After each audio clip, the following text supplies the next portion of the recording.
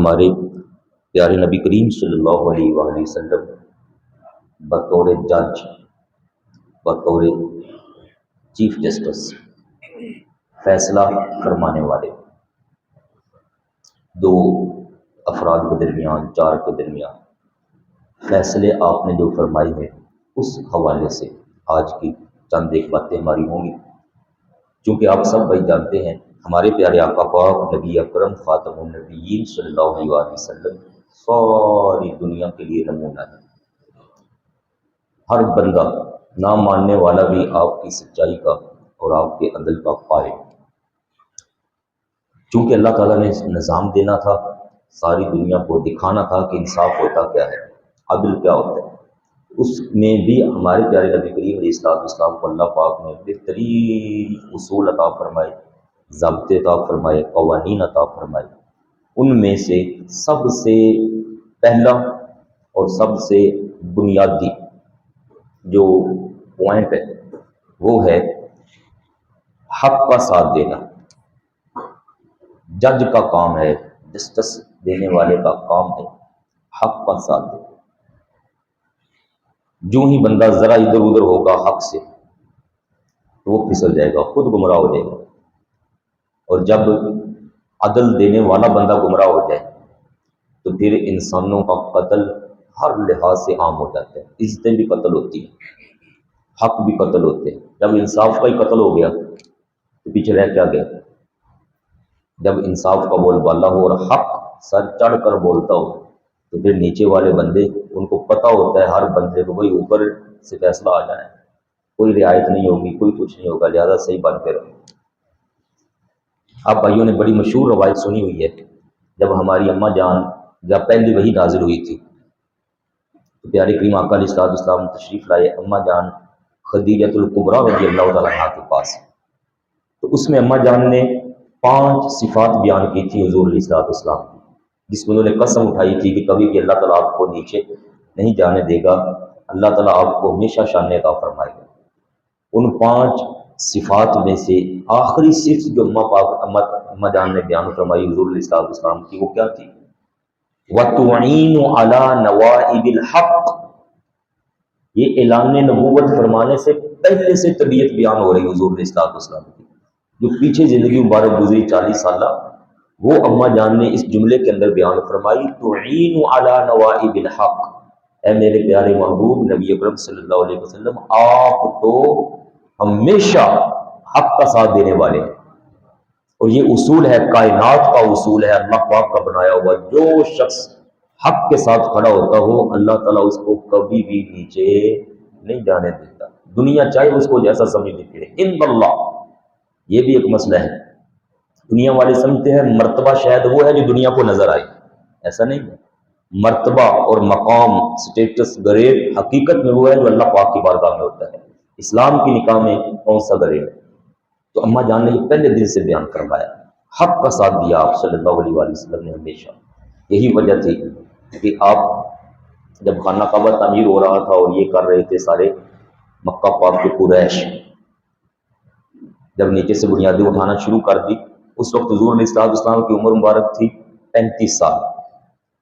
5 سال بعد جا کے وحی کا سلسلہ شروع ہوا اور اللہ پاک نے آپ کو اجازت دی کہ نبی ہونا بتائیے اور نظام کام شروع کیجیے۔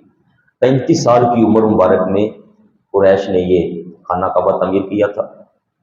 جب نیچے سے بنیادیں اٹھاتے اٹھاتے اس حصے تک پہنچائے جہاں حجر اسود رکھا ہوا ہے، اس موقع پر آ کے ان میں بانس چھڑ گئی۔ قبائل تھے مختلف، ہر قبیلہ یہ چاہتا تھا کہ یہ حجر اسود کو نصب کرنے کی سعادت ہمیں نصیب ہو جائے، دوسرا قبیلہ چاہتا ہے ہمیں ملے، تیسرا چاہتا ہے ہمیں ملے۔ قریب تھا کہ ایک دوسرے کی اس خواہش میں جب ادھر ادھر سے پڑ گئے تو قریب تھا کہ تلواریں نکل آئیں۔ ایک قبیلہ ایسا تھا جنہوں نے خون کے اندر اپنی انگلیاں ڈبو دی تھی، انہوں نے کہا یہ ہمارا حق ہے، ہم یہ لے کر رہیں گے، کسی کی جرت کیسے ہوگی، دیکھتے ہیں جو یہ حجر اسود رکھتا ہے۔ اس حد تک انہوں نے قسمیں اٹھا لی کہ ہم یہ کریں گے، مطلب تھا جو دوسرا آئے گا اس کو اڑا دیں گے۔ ایک بزرگ آدمی آ گئے ان ساروں کے درمیان، انہوں نے کہا یار لڑ کیوں رہے ہو، کسی کو جج بنا لو اپنے درمیان جو تمہارے سارے قبیلوں کا فیصلہ کر دے۔ انہوں نے اسی سے مشورہ لیا جج کس کو بنائیں، کہا یہ قدرت کے فیصلے پہ چھوڑ دو، چپ کر کے سارے تم ادھر بیٹھے رہنا، رات ادھر آ جانا، خانہ کعبہ کے آس پاس سارے بیٹھنا، وہ جو دروازہ ہے نا بنی شیبہ، باب بنی شیبہ، اس پر نظر رکھنا، جو بھی بندہ پورے مکہ پاک میں سے جو بندہ اس دروازے سے سب سے پہلے داخل ہوگا وہی ہمارا فیصلہ کرنے والا ہوگا۔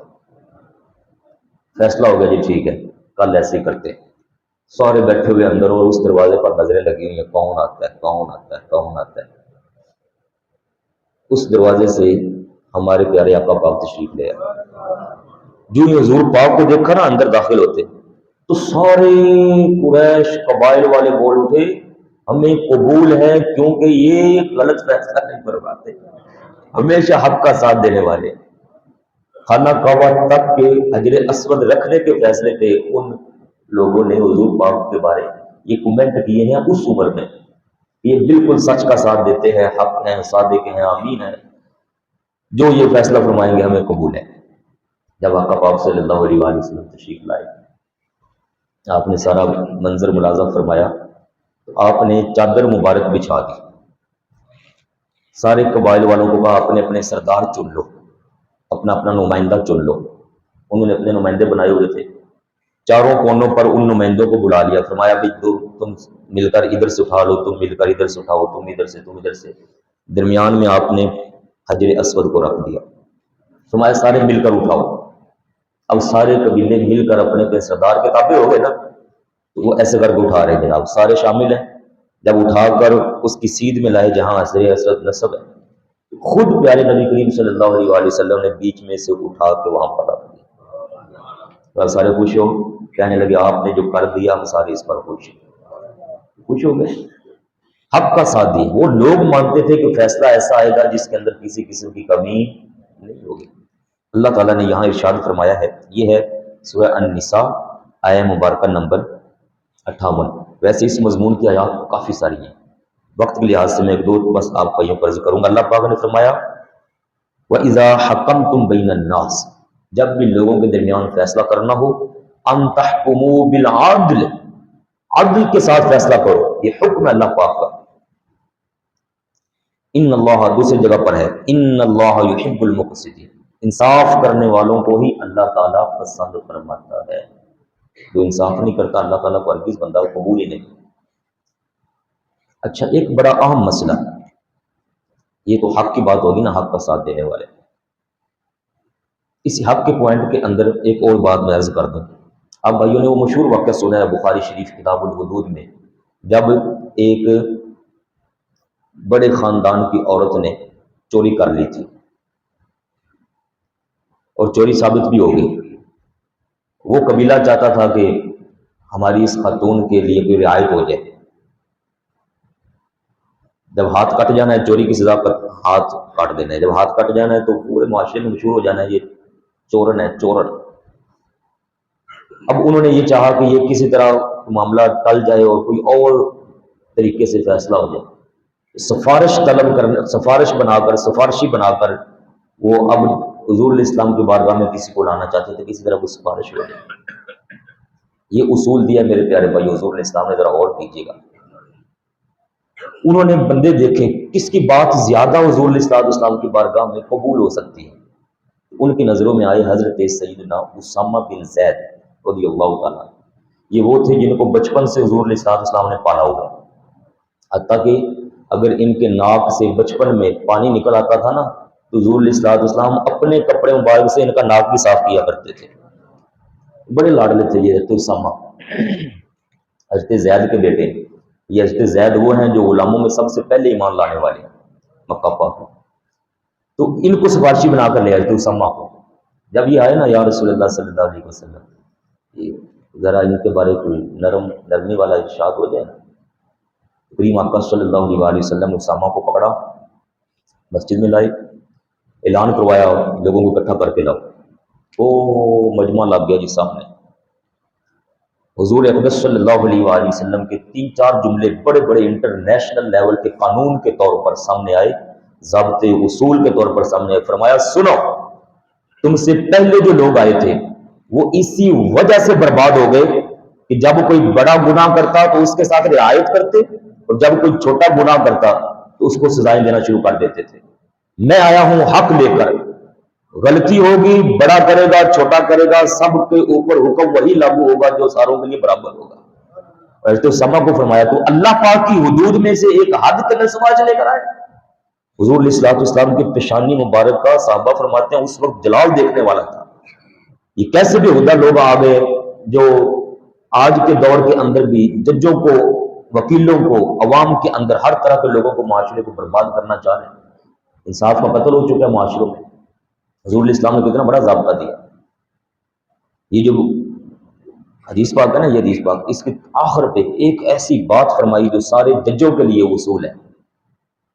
فرمایا سنو، وہ خاتون تو کیا، یہ علی سبیل التنزل اس کو بولتے ہیں، ایک مثال دینے کے لیے سمجھایا، مسئلے کی اہمیت کو بیان کرنے کے لیے یہ آپ نے بیان فرمایا، ورنہ معاذ اللہ ہم وہاں غلطی کے بارے سوچ نہیں سکتے، صرف اہمیت بیان کرنے کے لیے۔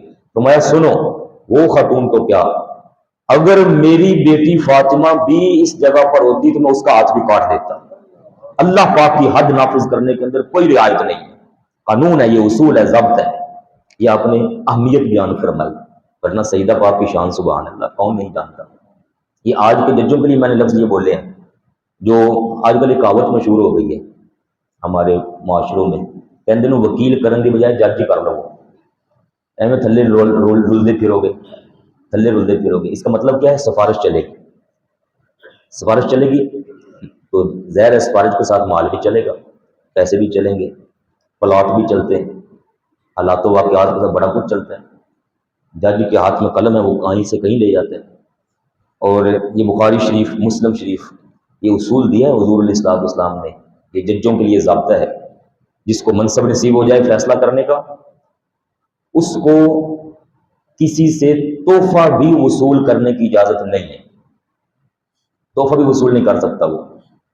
ایک بندے کو حضور علیہ السلام نے مالی معاملات کا نگران بنایا اور فرمایا جاؤ وہاں سے وصول کر کے لاؤ مال، زکوٰۃ کا مال۔ وہ لے کر آئے نا، واپس لے آ کر رکھا تو کہنے لگے کہ یہ سارا آپ کے لیے جو بیت المال میں آئے گا، جو لوگوں نے زکوٰۃ دی، اور یہ جو ڈیری ہے نا یہ میری ہے۔ آپ نے فرمایا یہ تیری کیسے ہو گئی؟ تو کہتا ہے کہ یہ مجھے لوگوں نے تحفہ دی ہے۔ اس دن بھی حضور علیہ الصلوۃ والسلام نے ایسے ہی محفل لگوائی، مجمع اکٹھا کیا، اعلان کرنا ہوتا، ضابطہ آپ نے نظام دینا ہے۔ فرمایا یہ کیا بات ہو گئی؟ میں جب کسی کو مقرر کرتا ہوں تو وہ بندہ جاتا ہے مال وصول کر کے لاتا ہے اور آ کے کہتا ہے کہ یہ زکوٰۃ کا اور یہ فلاں فلاں اور یہ اس کا ہے، تحفہ دیا اس کو لوگوں نے۔ میں دیکھتا ہوں وہ بیٹھے نا اپنی والدہ کے پاس، گھر کے اندر بیٹھا رہے، اس کے پاؤں کے ساتھ اپنا سر اور پاؤں لگا کے بیٹھے اپنی اماں جان کے پاس، میں دیکھتا ہوں اس کو کیسے لوگ گھر کے اندر آ کے تحفہ دیتے۔ سمجھ نہیں ہو تمہیں یہ جو تحفے مل رہے ہیں یہ کس وجہ سے مل رہے ہیں؟ جب عہدہ ختم ہوتا ہے بندے سلام بھی کوئی نہیں کرتے، وہ جاننے ایسی یہ کون ہے، جاننے لوگ ختم ہو گیا نا معاملہ۔ تو بندہ سمجھے جی میں چونکہ بڑا ہوں تو میرے لیے تحفے آ رہے ہیں، میرے لیے گاڑیاں آ رہی ہیں، میرے لیے یہ ہو رہا ہے۔ شیطان گتے چڑھ چکا ہو بندہ۔ حضور علیہ الصلوۃ والسلام نے اس صحابی کو بھی بچا لیا، پورے نظام کو بچا لیا۔ خبردار کسی نے اگر یہ انداز اپنایا تو سمجھ نہیں آتی، جب لوگ تمہیں پیسہ دیں گے تو اس کے بدلے میں رعایت کروائیں گے تم سے، اور یہ پکی بات ہے، پکی بات ہے۔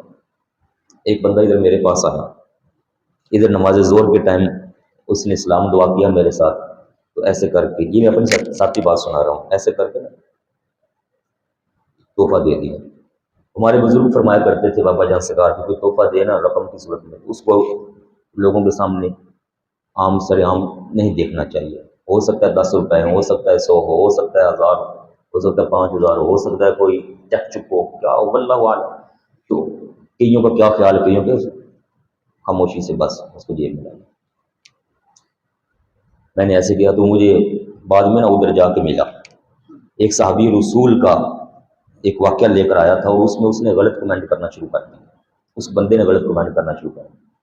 میں فوری طور پر نا اندر سے وہ میری جو جس کو ہم کہتے ہیں نا چھٹی حص، وہ کام کرنا شروع ہو گئی۔ میں لے، اور یہ سچی بات ہے، یقین جانے اب میرے دو خیال چل رہے ہیں کہ یار یہ صحابی کے خلاف بول رہا ہے، اور ادھر خیال آ رہا ہے کہ ابھی ابھی اس نے مجھے کچھ پیسے بھی دیے ہیں اندر، ادھر صحابی کے خلاف بول رہے ہیں، یہ ابھی مجھے پیسے دے کے آیا ہے، کیا کروں یار؟ سوچیے اگر یہ تھوڑے بہت پیسے دے کر اندر کھٹکا طاری ہو جاتا ہے کہ اس کو ڈانٹوں نہ ڈانٹوں، سمجھاؤں سخت بولوں نہ بولوں، تو جہاں اتنے اتنے پیسے بیگ کے بیگ آ جاتے ہوں وہاں کیا ہوتا ہوگا؟ انصاف کو قتل ہونا ہے کہ نہیں ہونا؟ میں نے پھر اس بندے کو فوری طور پر کہا، میں نے کہا تم ہو کون؟ آپ کیا ہو؟ آپ کا اسٹیٹس کیا ہے؟ آپ کا گریڈ کیا ہے مسائل میں؟ کوئی شریعت میں آپ کا مقام کیا ہے؟ دنیا جہاں کے سارے ولیوں کو ملا لو، کتبوں کو ملا لو، غوثوں کو ملا لو، سارے افراد کو ملا لو، کسی ایک صحابی کی شان کے اس ایک لمحے کے برابر نہیں ہو سکتے جو اس نے ایسے ایمان کی حالت میں حضور پاک کی زیارت کر لی بس۔ اور تم کون ہو؟ قرآن عظیم میں لکھا ہے صحابہ کے خلاف وہ بندہ بول کر خوش ہوگا جس کے اندر منافقت موجود ہوگی۔ وہ کہتے ہیں یہ کہاں لکھا؟ مجھے آیت دکھاؤ۔ میں نے کہا سورہ فتح کی بالکل آخری آیت پڑھو، لیغیظ بہم الکفار۔ جب صحابہ کو دیکھ کر غضب آنا شروع ہو جائے، غصہ آئے ان کی باتیں سن کر، تو اللہ پاک نے فرمایا اندر کفر کی علامت موجود ہوگی، منافقت موجود ہے اندر، ایمان صحیح نہیں اس بندے کا جو حضور پاک کے صحابہ کو دیکھ کر معاملے کے اندر اپنے دل میں گڑبڑ لے کر آئے۔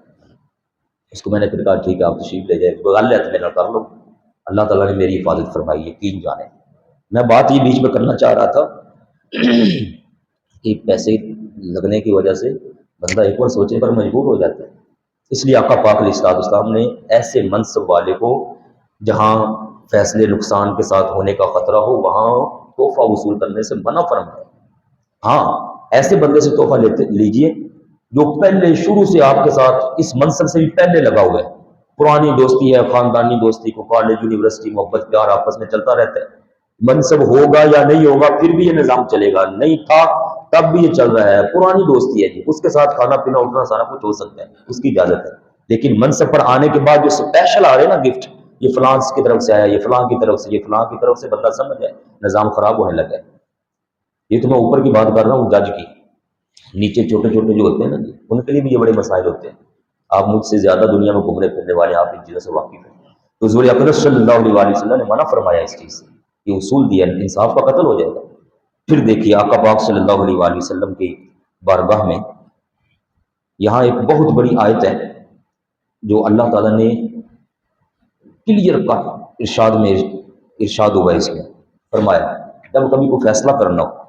ایک واقعہ ہے میرے پاس، یہ میں بعد میں عرض کرتا ہوں اس لیے کہ یہ آیت پہلے آئے گی نا تو ایک اصول ہمارے سامنے آ جائے گا۔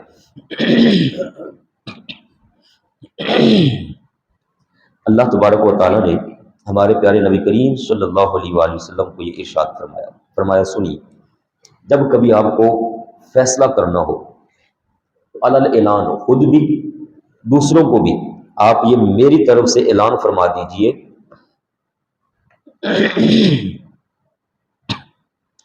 فَعْدِلُوا فَعْدِلُوا، یہ ہے سورہ الانعام، آیہ مبارکہ کا نمبر ہے 152۔ فَعْدِلُوا، عدل کرو، وَإِذَا قُلْتُمْ فَعْدِلُوا، جب بھی فیصلہ ہو، کہنا ہو، بات ارشاد فرمانی ہو، فَعْدِلُوا، ہمیشہ عدل سے کام لینا ہے، وَلَوْ كَانَ ذَا قُرْبَى، اگرچہ وہ بات وہ فیصلہ کسی قریبی کے بارے کیوں نہ کرنا ہو، ہمیشہ عدل سے کام لو۔ وَبِعَهْدِ اللَّهِ أَوْفُوا، یہ عدل کرنا یہ عام بندے سے وعدہ نہیں ہے۔ جب بندہ اس سیٹ پر آتا ہے نا جی، تو فرمایا یہ عدل کا، گفتگو کا، جب تمہیں ثالثی بنایا جائے فیصلہ کرنے والا، تو یہ عام لوگوں سے وعدہ نہیں ہوتا، صرف یہ اللہ پاک کے ساتھ وعدہ ہوتا ہے۔ مولا میں اس جگہ پر آیا ہوں تو میں عدل سے کام لوں گا جتنی میرے میں وسعت ہے۔ بِعَهْدِ اللَّهِ أَوْفُوا، فرمایا یہ اللہ پاک کے ساتھ وعدہ ہے، اور جو بندہ نہ حق فیصلہ کرے گا وہ اللہ پاک کے ساتھ وعدے کو توڑے گا۔ اس لیے فرمایا چاہے وہ قریبی ہی کیوں نہ ہو، ہمیشہ حق کے ساتھ فیصلہ کرو، عدل قائم کرو۔ ذَلِكُمْ وَصَّاكُمْ بِهِ، فرمایا یہ حکم تمہیں خود اللہ پاک ارشاد فرما رہا ہے، قریبی بندہ کیوں نہ آ جائے، فیصلہ صحیح کرنا ہے۔ یہاں دیکھیے یہ بخاری مسلم شریف میں یہ واقعہ ہے، خیبر کا ایریا، صحابہ کرام اس ایریے میں تشریف لے گئے، ان میں سے ایک صحابی تھے حضرت سیدنا عبداللہ بن صبحی، دو صحابہ کسی کام کو چلے گئے اپنی کسی مصروفیت میں، تو واپس آئے نا، تو یہ جو عبداللہ بن صبحی تھے یہ وہاں مقتول پائے گئے، ان کو کسی نے شہید کر دیا۔ تو آقا پاک صلی اللہ علیہ وآلہ وسلم کے پاس یہ مقدمہ لے کر آئے مقتول کے کزن اور بھائی، انہوں نے آ کر یہ سارا کچھ مقدمہ جو ہے وہ یہودیوں کے خلاف درج کروایا۔ حضور چونکہ ہم اس علاقے میں گئے تھے خیبر میں، وہاں یہودی ہیں، ہم تو اپنے کام میں گئے، پیچھے سے ہمارا بھائی جو ہے وہ قتل کر دیا گیا، تو ہمیں لگتا ہے کہ یہ انہیں یہودیوں نے کیا ہے۔ اب کریم آقا صلی اللہ علیہ وآلہ وسلم نے فرمایا کہ گواہ لے کر آؤ، اس علاقے میں جاؤ، تلاش کرو، چیکنگ کرو، پوچھ گچھ کرو اور گواہ لے کر آؤ میرے پاس۔ اگر یہودیوں نے کیا ہے تو یہ تو بہت بڑا مسئلہ بن جائے گا۔ یہ پھر محنت کرتے رہے، گھومے پھرے آگے پیچھے سے ساری چیزیں، تو یہودیوں نے بھی ہر ایک نے کہا کہ ہم بالکل اس سے بری، ہمیں نہیں معلوم ہے یہ کون کر گیا، کیسے کر گیا۔ یہ واپس آئے، انہوں نے کہا جی حضور گواہ کوئی نہیں ہے۔ فرمایا پھر تم کیسے دعویٰ کر سکتے ہو کہ انہوں نے کیا؟ اگر کیا بھی ہوگا ان اللہ حقیقت اللہ پاک جانتا ہے، لیکن یہ تو فیصلہ ہو رہا ہے نا جی، تم کیسے دعویٰ کر سکتے ہو کہ انہوں نے کیا؟ کہنے لگے حضور وہاں اس کے علاقے میں تو ان سے تو ہم قصاص لیں گے، ان سے بدلہ لیں گے ہم۔ آپ نے فرمایا اگر میں فیصلہ تمہارے خلاف کروں پھر بھی ان سے بدلہ لے ہوئے؟ کہنے لگے فیصلہ جو آئے گا ہم اس کو قبول کریں گے۔ فرمایا اگر میں ان سے قسم لوں کہ یہ کیا ہے کہ نہیں کیا اور وہ قسمیں دے دیں تو کیا پھر بھی تم کھڑے ہو گے ان کے خلاف؟ کہنے لگے نہیں حضور، جو آپ کا فیصلہ آئے گا حق ہم اس کو قبول کریں گے۔ فرمایا پھر سنو، جب تمہارے پاس گواہ نہیں ہے تو ہم ناجائز طریقے کا قتل کسی دوسرے بندے پر نہیں ڈال سکتے۔ ختم ہو گیا۔ تو کہنے لگے حضور ہمارا بندہ فوت ہو گیا۔ فرمایا تمہاری جتنی بھی دیت بنے گی میں خود تمہارا پاک نبی اپنے بیت المال سے تمہیں دوں گا۔ ہم اس قوم کے اوپر ناجائز اور جھوٹا قتل کا کیس نہیں ڈال سکتے، یہ حق کے خلاف ہے۔ قتل کا کیس نہیں ڈالا حضور علیہ الصلوۃ والسلام نے یہودیوں پر، کیونکہ گواہ نہیں ہے، اور یہاں بندے کو بچانے کے لیے نیچے سے بندے لا کر اسپیشل ان پر قتلوں کے کیس ڈال دیے جاتے ہیں۔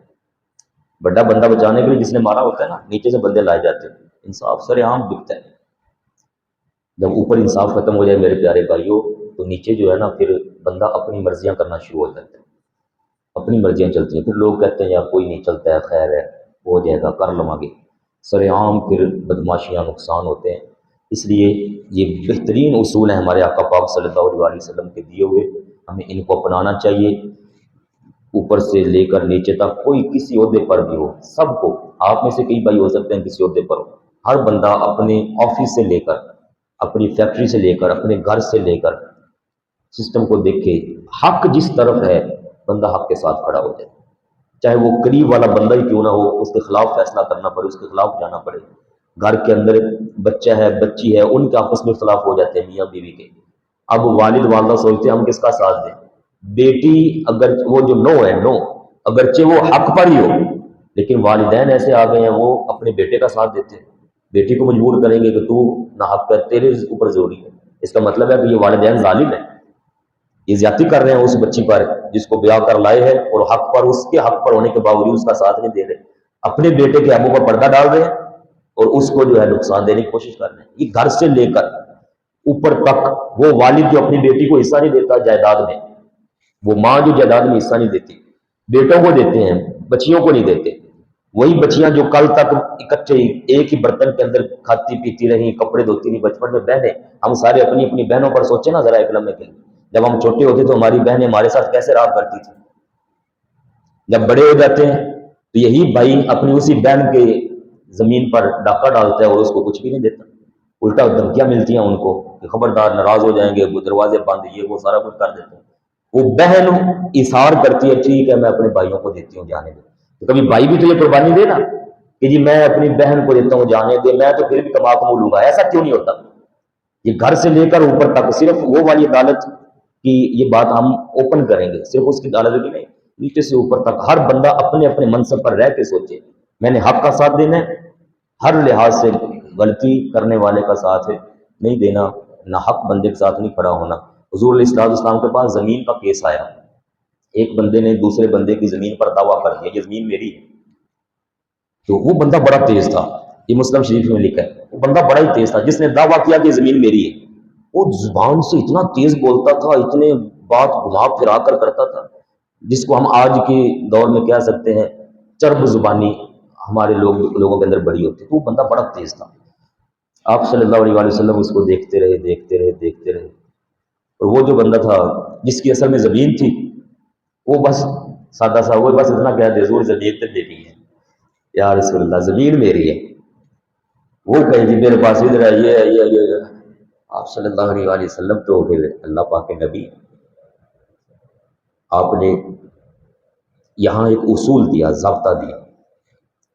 آپ نے فرمایا اس بندے کو جو بڑا تیز بولتا تھا، فرمایا سنو، اگر میں تمہارے حق میں بھی فیصلہ کر دوں گا نا، تیرے لیے فیصلہ کر دوں گا کہ یہ زمین تیری ہے، تو یاد رکھ حقیقت میں چونکہ زمین اس کی ہے، تو یاد رکھ کہ یہ حصہ جو زمین کا تیرے کھاتے میں ڈالوں گا، یہ والی زمین نہیں ہے، یہ جہنم کا ایک حصہ ہے جو تیرے کھاتے میں ڈالا جائے گا۔ یاد رکھنا یہ زمین، یہ جہنم کا گڑھا ہوگا کہ تو اپنے ساتھ فیصلہ کروا کے لے کے جائے گا۔ وہ چونکہ آقا پاک کی زبان اقدس سے جملہ مبارک نکلا تو ان کا فوری شیطانی کو چکر آ رہا تھا نا، وہ فوری اوپر سے چھٹا، دل پاک ہوا، فوری معافی مانگی، یا رسول اللہ معافی دے دیجیے، بس غلطی ہو گئی، لالچ آ گیا تھا، زمین میری نہیں ہے، زمین اسی کی، اس کے حوالے کر دی گیا۔ اب اس میں پوائنٹ ہے، اگر فیصلہ غلط کروا لیا جائے جج سے یا کسی بھی بندے سے، چھوٹے لیول پر بھی کسی سے بھی فیصلہ غلط کروا لیا جائے تو جو حق ہے وہ حق ہی رہتا ہے، وہ حق ختم ہے نہیں ہوتا۔ فرمایا اگر میں زمین تجھے لکھ کر بھی دے دوں کہ تیری ہے، جا، اس کے باوجود چونکہ زمین اس کی ہے وہ اسی ہی کی رہے گی، یہ تیرے حق میں جہنم کا گڑھا بن جائے گا، یاد رکھنا۔ تو جب حضور پاک صلی اللہ علیہ وسلم اپنے شان اقدس کے متعلق یہ فرما رہے ہیں کہ اگر میں بھی فیصلہ کر دوں تو پھر بھی حق ادھر ہی رہنا جدھر ہے، اس پر ہمیں سوچنا چاہیے کہ ہمارے فیصلہ کرنے سے کوئی نظام بدلے نہیں جانا، حق وہی ہے جو حق ہے، اور اللہ پاک جانتا ہے کہ حق کیا ہے۔ اس لیے میرے پیارے بھائیو، ہمیں بھی نیچے سے اوپر تک اپنے اصول بنانے چاہیے۔ یہ دنیا آخر ختم ہو جانی ہے، بڑے پاور والے بندے وہ ایسے گلیوں پر رل پھر رہے ہیں، پوچھنے والا ہی کوئی نہیں، خدا گیا، سب روک دبدبا سب ختم ہو گیا، روتے دیکھے گئے ہیں، ہسٹریاں پڑھ کے دیکھی، وہ بیمار ہو جائیں تو پوچھنے کوئی نہیں آتا، جن کے فون پر نمبر نہیں ملا کرتے تھے آج ان کو پوچھنا ہی کوئی نہیں، رو رہے ہیں وہ۔ اللہ تعالیٰ ہمیں انصاف کا بول بالا عطا فرمائے، اور جو مظلوم ہیں ہمیں ان کے ساتھ کھڑے ہونے کی توفیق عطا فرمائے، ہمارے سسٹم میں جو کمزوریاں ہیں اللہ تعالیٰ وہ کمزوریاں بھی ختم فرمائے، اور ہر بندے کو اپنی ذمہ داری نبھانے کی توفیق عطا فرمائے۔ ایک فرمان علی شان میں حضور پاک کا ارشاد ہے، ظالم کی مدد کرو، ظالم کی مدد کرو، مظلوم کی بھی مدد کرو، مظلوم کی بھی مدد، ظالم کی بھی مدد۔ صحابہ کرام کو تعجب میں آ گئی، یا رسول اللہ صلی اللہ علیہ وسلم مظلوم کی مدد کریں یہ تو ٹھیک ہے، سمجھ آتا ہے، ظالم کی مدد کیسے کریں؟ فرمایا ظالم کو ظلم سے روکو، ظالم کو ظلم سے روکو، جب وہ ظلم سے رک جائے گا، مزید گناہ کرنے سے رک جائے گا، تو یہ اس کی مدد ہوگی تمہاری طرف سے۔ اس لیے بعض دفعہ بندے تلاش کیے جاتے ہیں، یار وہ زیادتی کر رہے یار میری تو نہیں مان رہا، تسی یار کوئی مہربانی کر دو، تھوڑا ہو سکتا ہے کوئی جملہ ہو تے اثر کرے، تھوڑے کو ڈر جائے، تسی کہہ دو، یہ ظالم کی بھی مدد ہوتی ہے، اس کو مزید گناہ کرنے سے روکنا ہوتا ہے۔ اللہ تعالیٰ ہمیں اچھائی کا ہمیشہ ساتھ دینے کی توفیق عطا فرمائے۔ پیارے نبی کریم صلی اللہ علیہ وآلہ وسلم کے جو انصاف والے واقعات ہیں نا، یہ بڑے سارے ہیں، یہ علیحدہ ایک اصول ضابطے ہیں۔ قرآن عظیم میں ایک اور جگہ پر اللہ پاک کا ارشاد موجود ہے جس میں یہ فرمایا گیا ہے، یہ 5ویں سپارے کے اندر، ایک یہودی اور ایک مسلمان منافق، ان کا آپس میں جھگڑا ہو گیا کسی بات پر۔ یہودی کہتا تھا کہ فیصلہ کروانا ہے حضور علیہ الصلوۃ والسلام سے، کیوں؟ وہ غیر مسلم یہودی عیسائی سارے مانتے تھے کہ آقا پاک کی بارگاہ سے فیصلہ حق کی آئے گا، جو حق پر ہوگا فیصلہ اس کے بارے آئے گا۔ اور وہ جو مسلمان تھا، منافق ٹائپ مسلمان، منافق ٹائپ، وہ نہ حق تھا، وہ کہتا تھا کہ نہیں، فیصلہ کرواتے ہیں کعب بن اشرف سے۔ کعب بن اشرف یہ یہودی ہے، مسلمان منافق کہتا ہے کعب بن اشرف سے کرواتے ہیں، اور یہودی کہتا ہے نہیں، میں جانتا ہوں کعب بن اشرف کو، وہ لین دین کر کے وہ ڈنڈی مارتا ہے، فیصلہ صحیح ہوگا تو ادھر ہوگا حضور علیہ الصلوۃ والسلام کی بارگاہ میں۔ چلو یہاں چلتے ہیں۔ یہودی نے کہا کہ تجھے تو خوش ہونا چاہیے کہ میں یہودی ہو کر فیصلہ تیرے پاک نبی علیہ السلام کی بارگاہ میں لے کے جا رہا ہوں۔ جب اس نے یہ کہا نا تو پھر چونکہ منافق تھا، اپنا اندر کا چھپایا ہوا تھا، سچا حقیقی مسلمان تو وہ تھا نہیں، اس لیے پھر وہ نہ چاہتے ہوئے لے آیا یہودی کے ساتھ نا حضور پاک کی بارگاہ میں اس کو لے آیا۔ کریم آقا علیہ الصلوۃ والسلام نے اس کا سارا مقدمہ سنا، بات کی سنی، یہ پورا واقعہ لکھا ہوا ہے 5ویں سپارے کے اندر۔ تو آپ صلی اللہ علیہ وآلہ وسلم نے فیصلہ اس یہودی کے حق میں کر دیا، یہودی کے حق میں فیصلہ کر دیا۔ واپس جا کر تو وہ کہتا ہے کہ یہ فیصلہ صحیح نہیں ہوا، منافق کہتا ہے یہ فیصلہ صحیح نہیں ہوا۔ اللہ پاک نے تب آیت نازل فرمائی تھی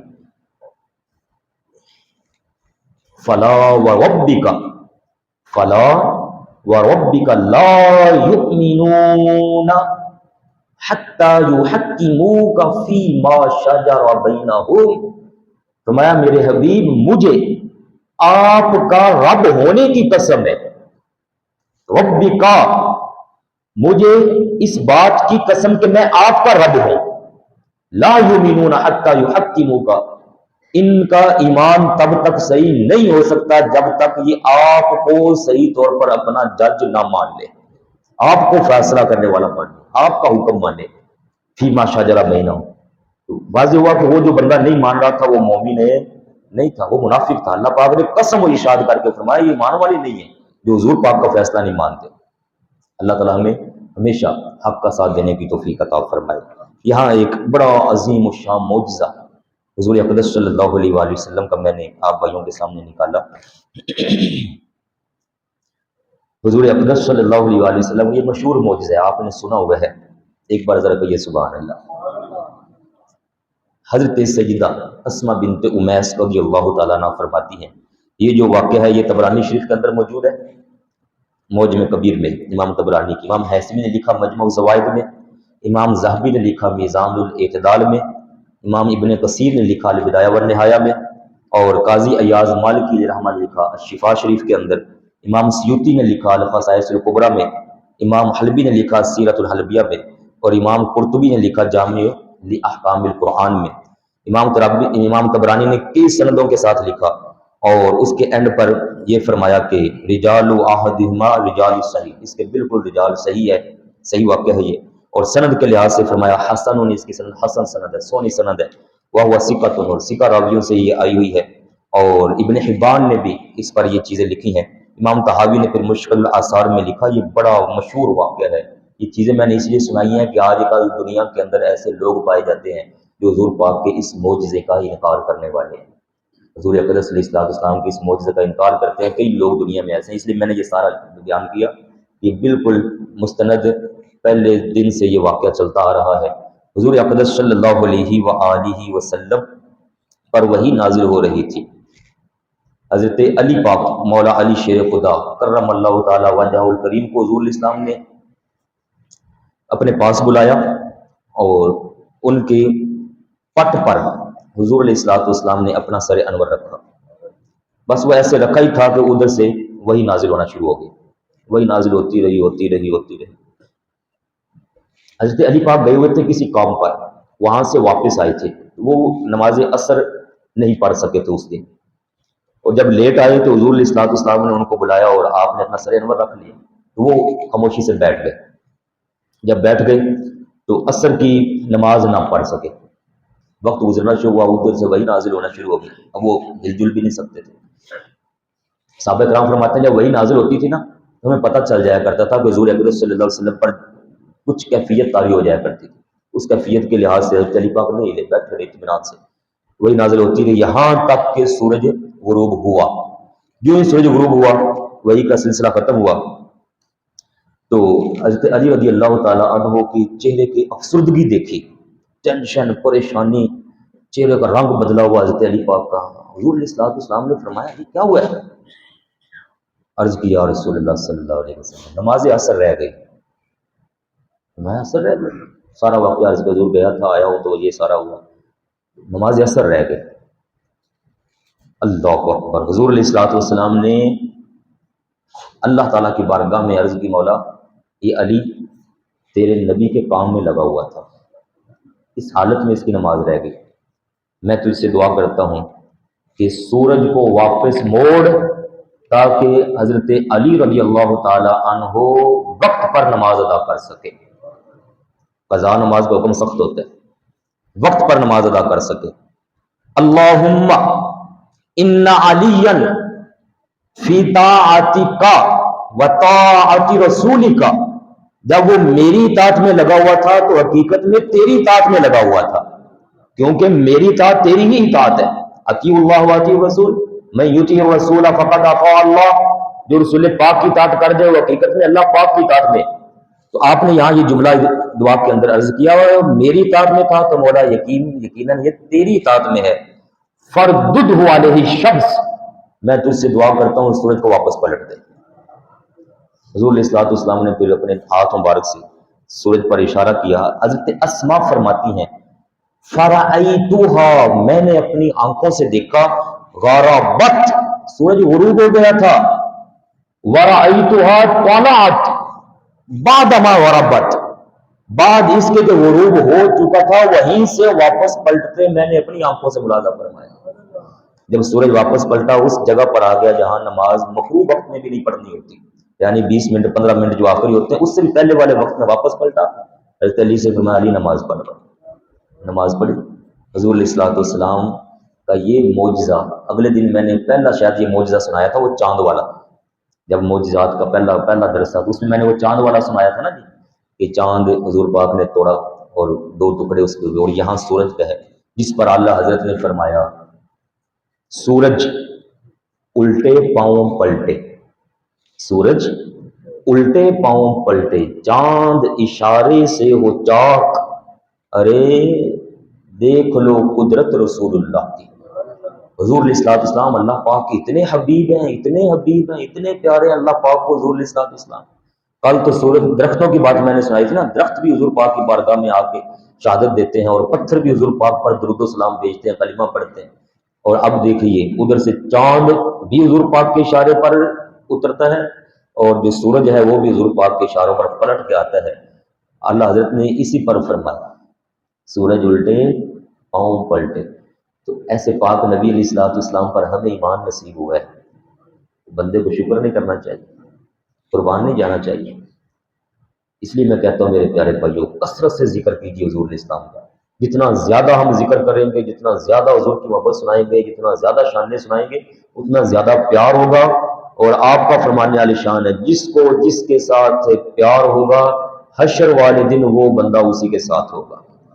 آج کل ہمارے بچوں کو یہ دنیا کے جو فلمیں ڈرامے بنانے والے ہیں نا، ان کے بڑے بڑے واقعات آتے ہیں، بڑے بڑے واقعات، ایکٹروں کے واقعات، لڑائیاں کرنا، یہ جو کرکٹر ہیں، کرکٹر پوری دنیا کے کرکٹر جو ہیں ان کے نام آتے ہیں ہمارے جوانوں کو، ان کی ہسٹریاں کون کس طرف کا ہے سارے ان کو پتہ ہوگا، فلموں کے ایکٹروں کا پتہ ہوگا، ڈراموں کے عورتوں کا پتہ ہوگا، یہ عورت کون ہے، کس کی شادی کدھر کس کے ساتھ ہوئی ہے، کیڑا ایکٹر کیڑی ایکٹر کتنے کتنے گئے، سب انہوں نے پتہ ہے۔ اور ادھر آ کے پوچھ لو حضور علیہ الصلوۃ والسلام کی ذات اقدس، صحابہ کرام، آل پاک، کوئی ان کی سیرت، کوئی ان کا نام، ایسے یک بارگی ایسے ہی کہہ دو کہ یار وہ 10 صحابہ کے نام سنا دو جن کو حضور پاک نے ایک مجلس کے اندر فرمایا تھا جب تم سارے کے سارے جنتی ہو، مشکل ہو جائے گی۔ کیوں؟ مطالعہ نہیں ہے، شوق نہیں ہے، ذوق نہیں ہے، اس طرف کی توجہ نہیں ہے، ادھر توجہ ہے تو کام ادھر کا سارا آتا ہے، ادھر توجہ نہیں ہے۔ اب وقت ہے کہ ہمارے جوانوں کو جوڑا جائے حضور علیہ الصلوۃ والسلام کے ساتھ، سیرت طیبہ کے ساتھ، اخلاق حسنہ کے ساتھ، ان کو مزین کریں۔